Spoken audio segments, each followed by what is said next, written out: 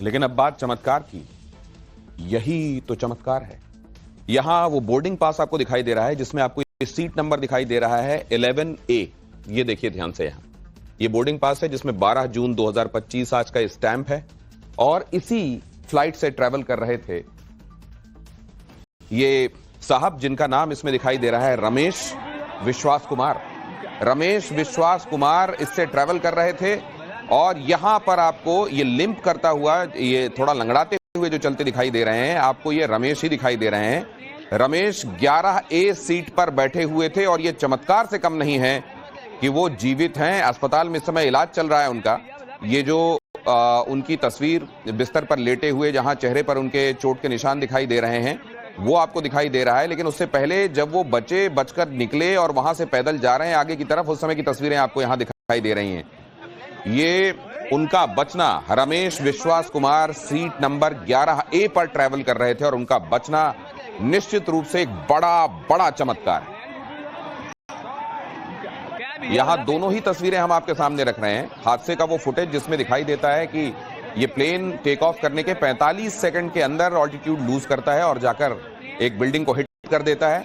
और दूसरी तरफ आपको दिखाई दे रहे हैं इसी प्लेन में सवार, अब देखिए अगर इतनी हाइट से 625 फीट बताया जा रहा है कि हाइट तब तक ले चुका था ये प्लेन, और उस समय अगर ये हाइट लूज करता है और जाकर एक बिल्डिंग में टकराता है पूरे मोमेंटम के साथ, तब जबकि इसमें करीब 70,000 लीटर ईंधन मौजूद था और ऐसे में जबकि ये पूरा एक बॉम्ब बन चुका था, फ्लाइंग बॉम्ब, और वैसे में किसी का बचना निश्चित रूप से चमत्कार है। यही है जाको राखे साइया चरितार्थ होता हुआ जिसको आप देख रहे हैं। कहा ये जा सकता है कि हो सकता है कि वो जिस सीट पर रहे वो पीछे की सीट रही हो और विंग टूटकर मेडिकल कॉलेज की बिल्डिंग में फंस गया, उसके साथ वो जमीन पर गिर गए हों। अगर वो प्लेन में थे तो 2 लोगों के बच जाने की यहां पर बात है। अगर दोनों प्लेन के यात्री हैं तो वो चश्मदीद भी हैं और वो ये बताएंगे भी कि उस समय जब वो प्लेन के अंदर थे उस समय क्या अनाउंसमेंट्स हुए, पायलट ने उनके साथ उनके कैप्टन ने क्या बात की और कहीं कोई सैबोटाज या फाउल प्ले लगता है क्या, आखिर में हुआ क्या था, उस समय क्या हुआ था।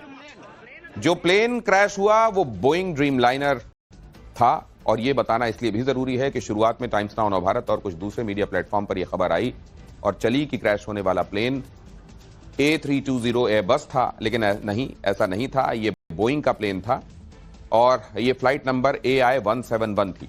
कई बार ये जाहिर है लाइव रिपोर्टिंग के दौरान जब इंफॉर्मेशन ताबड़तोड़ आपके पास पहुंच रही हो तो इस तरह की भूल न चाहते हुए भी हो जाती है। खैर, इस भूल में किसी की जान नहीं गई, लेकिन बोइंग को लेकर बहुत वक्त से सवाल दुनिया भर में उठते रहे हैं। कई बार बोइंग टेक ऑफ हुआ और उसकी इमरजेंसी लैंडिंग करानी पड़ी, कहीं कोई टेक्निकल ग्लिच, कहीं कोई और। हालांकि इस बारे में यह भी कहा जाता है कि ये जो ड्रीमलाइनर है ये इसमें ग्लिचेस तो आए लेकिन कभी भी वो एक्सीडेंट में तब्दील नहीं हुए। लेकिन ग्लिचेस आए तो फिर सवाल यह है कि क्यों नहीं एहतियात बरती गई। सवाल पब्लिक का यह कि किस वजह से प्लेन को उड़ती चिता बनने दिया गया, किसने बनने दिया।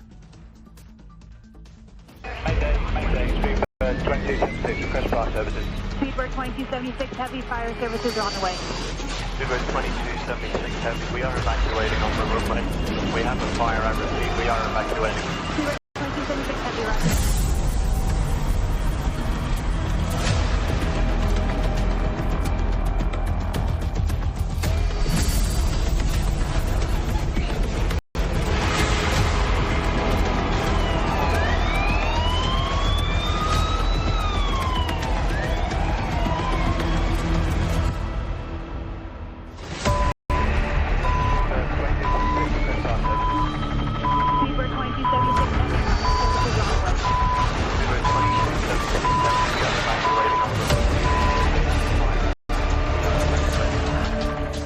AI-171 के ये आखिरी 12 काउंट्स थे।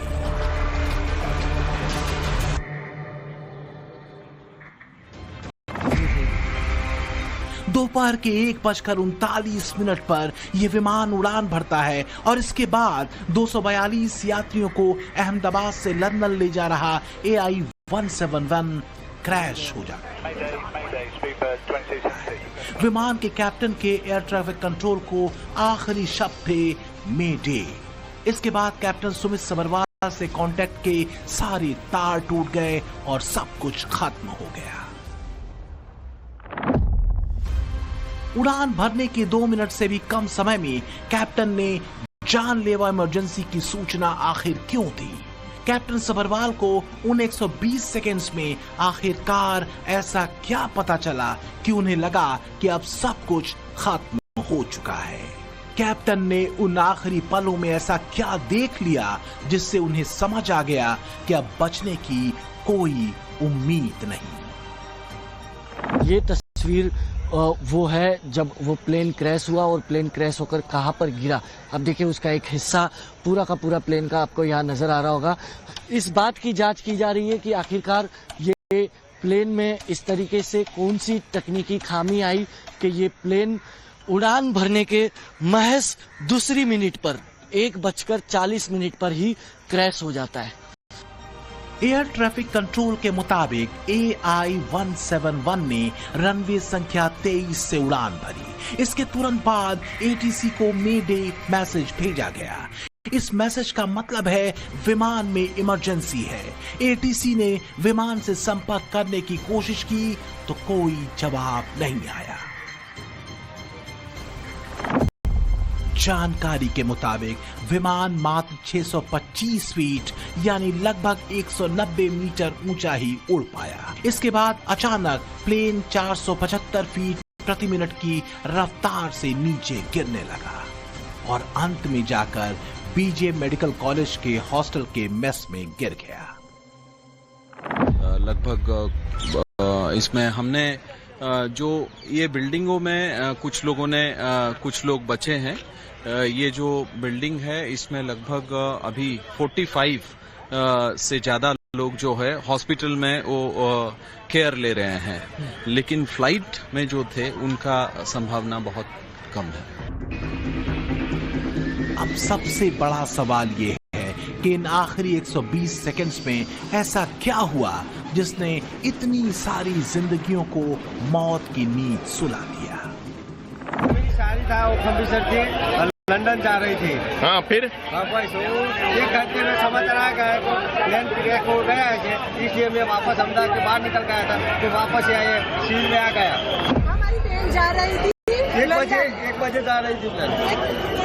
1:10 की फ्लाइट थी और जा रही थी तो लंदन। लंदन जाने से पहले ही क्रैश हो गया प्लेन।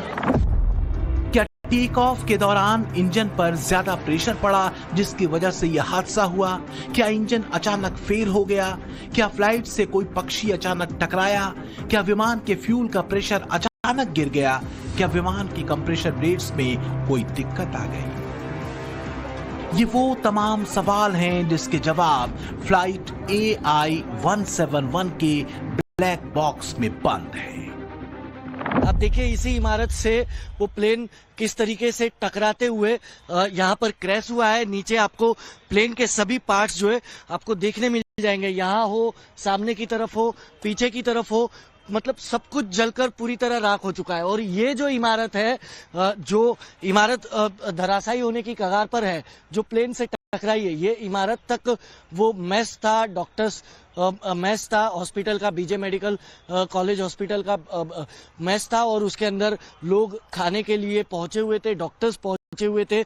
पुलिस कमिश्नर ने सीधे तौर पे ये कहा है कि प्लेन के अंदर सवार सभी यात्री जो है उनकी तो मौत हुई है, लेकिन कैजुअल्टी और भी बढ़ सकती है, क्योंकि ये एक इमारत की हालत आपने देख ली, उसके बगल वाली की हालत आपने देख ली जो पूरी तरह जलकर राख है। लेकिन पीछे की तरफ अगर आप देखेंगे तो और 4 इमारतें हैं जो पूरी तरह से ऊपर से लेकर नीचे तक वो भी जलकर राख है। यहाँ चारों तरफ आपको जो है हर तरफ आपको सिर्फ मलबा ही नजर आएगा, प्लेन का मलबा नजर आएगा। जो प्लेन क्रैश हुआ उसका मलबा आपको ये जो है पूरी तरह नजर आएगा। ये देखिए ये जो एक हिस्सा है, हालांकि प्लेन का ही हिस्सा नजर आ रहा है, ये यहाँ पर टूट कर गिरा है, ये तक आप देख सकते हैं। दुनिया भर के बड़े एयर क्रैश इन्वेस्टिगेटर्स ये भी मानते हैं कि विमानों में सबसे ज्यादा दुर्घटना का खतरा टेक ऑफ और लैंडिंग के समय ही होता है। कुछ कह रहे हैं कि इन्होंने पूरा रनवे नहीं यूज करा था, और टेल इसकी अटक गई थी। कुछ अनुमान लगा रहे हैं कि जो लैंडिंग गियर है वो गियर नहीं खुला था। मतलब ये जो भी कारण है ये तो इन्वेस्टिगेशन के बाद पता लगेगा। बीते 7 सालों में पूरी दुनिया में 813 से ज्यादा प्लेन क्रैश की घटनाएं हुई। एविएशन सेफ्टी के आंकड़े बताते हैं कि 2023 में दुनिया भर में 109 विमान हादसे हुए, जिसमें 37 टेक ऑफ के वक्त और 30 लैंडिंग के वक्त हुए। इन हादसों में 120 लोगों की जान गई।